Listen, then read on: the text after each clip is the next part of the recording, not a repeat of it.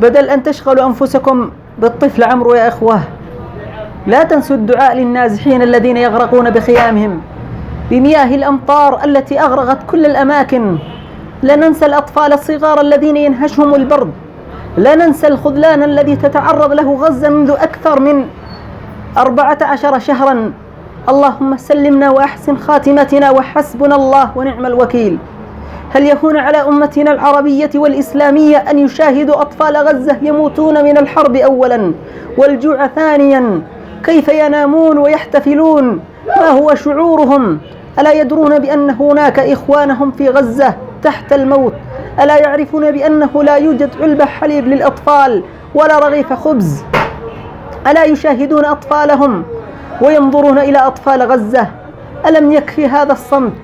يا رب، أهلنا وأطفالنا في غزة تحت مطر السماء، لا منزلا يأويهم ولا سقفا يقيهم.